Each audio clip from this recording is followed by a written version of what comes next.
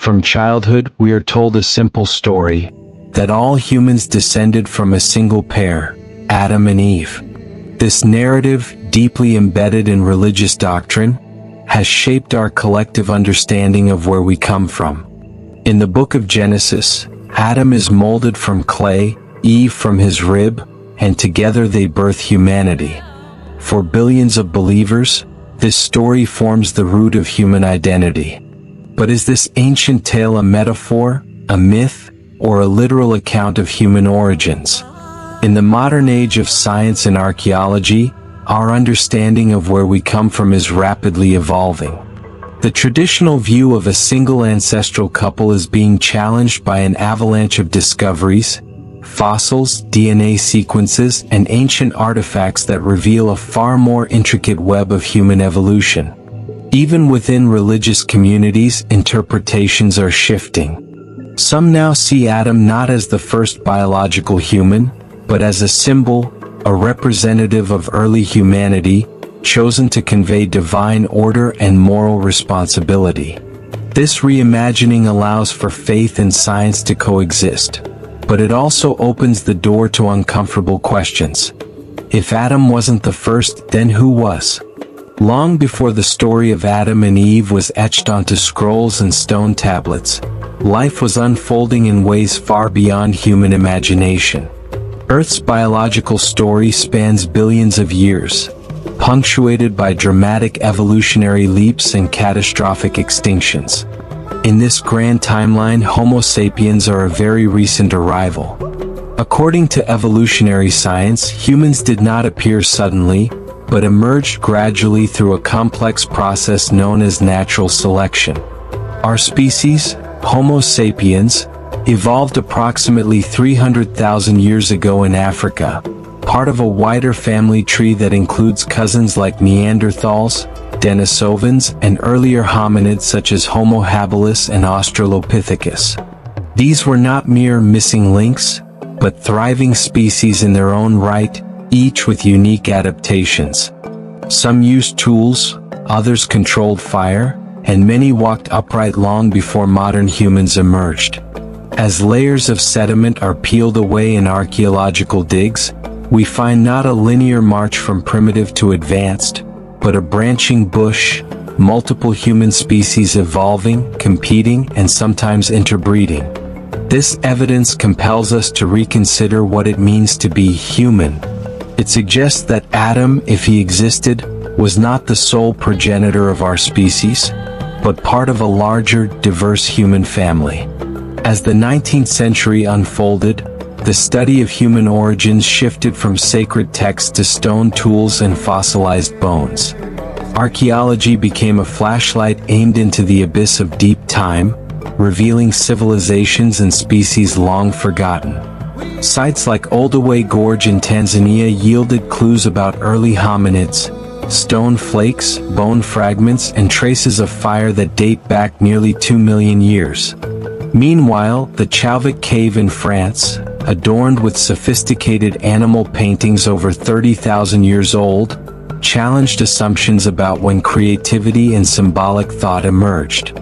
But perhaps most disruptive of all were discoveries that contradicted the idea of a single ancestral pair. The more we dug, the more we found early humans living across different regions at the same time, from Homo erectus in Asia to Neanderthals in Europe. These weren't failed experiments or evolutionary dead ends, they were adaptive, intelligent species with their own cultures. In some cases, they lived alongside Homo sapiens, even interbreeding with them. Genetic evidence now shows that most modern humans carry traces of Neanderthal or Denisovan DNA.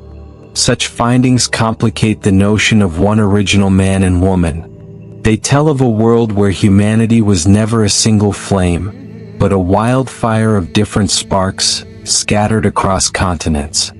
One of the most groundbreaking revelations of modern science is that Homo sapiens did not evolve in isolation. Our species shared the planet with others, close relatives who walked upright, fashioned tools, and even buried their dead. The Neanderthals of Europe were robust and resourceful. The Denisovans, known only through DNA and a few bone fragments, left their genetic mark from Siberia to Southeast Asia. And then there's the mysterious Homo floresiensis, or hobbits, who lived on an island in Indonesia, standing barely over 3 feet tall. These weren't subhumans, they were parallel branches of the human family tree. For tens of thousands of years, they coexisted with modern humans. And in some cases they interbred, leaving their genetic legacy in our bloodstreams. Nearly all non-African people today carry 1 to 2% Neanderthal DNA. This changes everything. Instead of humanity emerging from a single couple, we now see a mosaic of ancestry, an intertwining of multiple lineages that shaped the modern human genome. Adam and Eve, if they existed at all, were not alone. They were part of a global community of early humans, adapting to climate, geography, and survival challenges.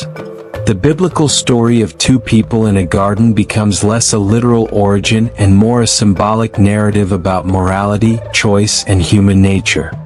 In the 21st century, a new tool joined the archaeologist's kit: DNA analysis. It allowed scientists to trace human lineages not just through bones and artifacts, but through the biological code written into every cell of our bodies. And what that code revealed was nothing short of revolutionary.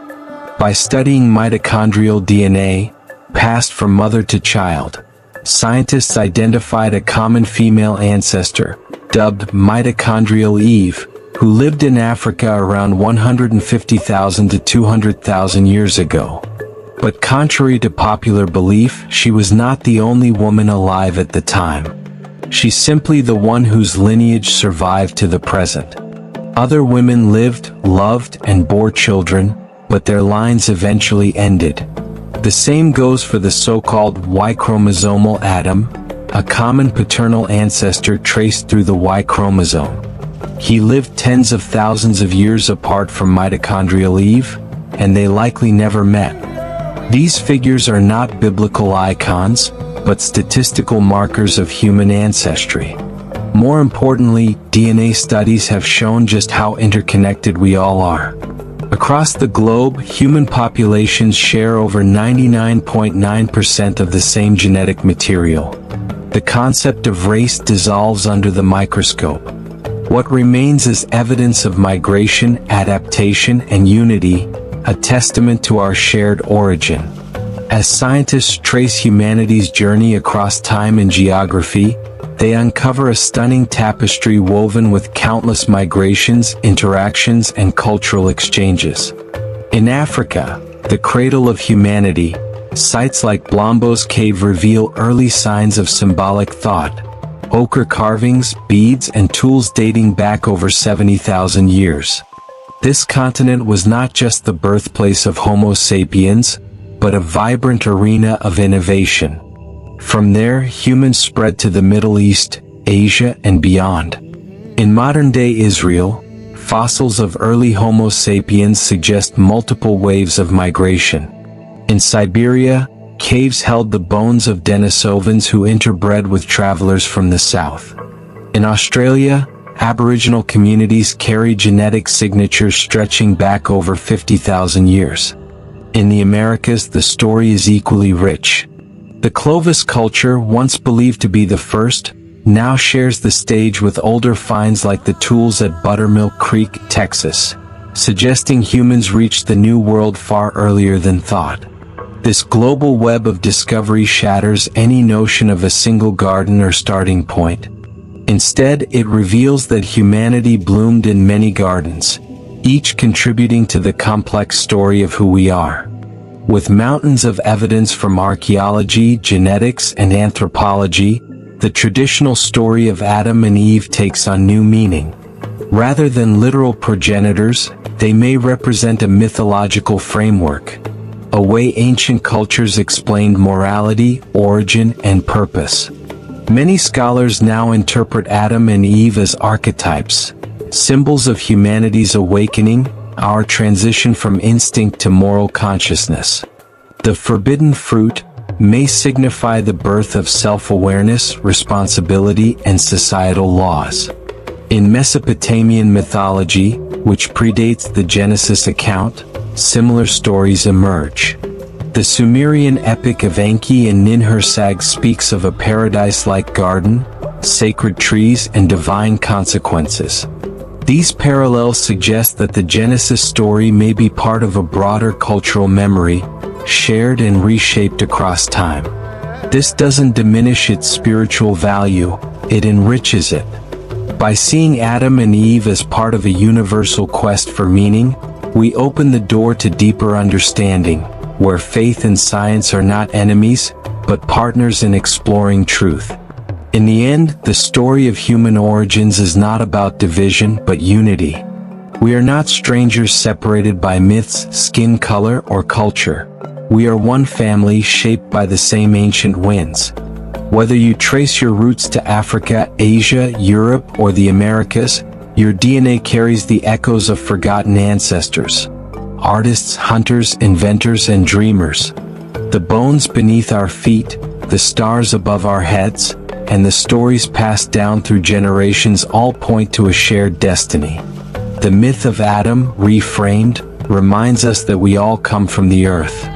The science of evolution teaches that we are survivors of a grand, chaotic, beautiful process. And archaeology continues to illuminate the bridges between past and present.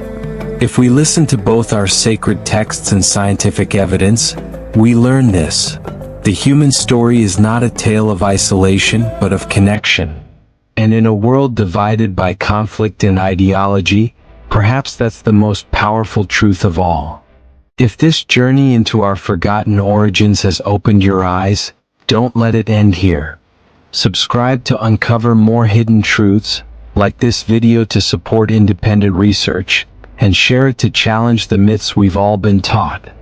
Join our community and be part of a movement rewriting human history from the ground up. Because the story of humanity is far deeper than we've ever been told.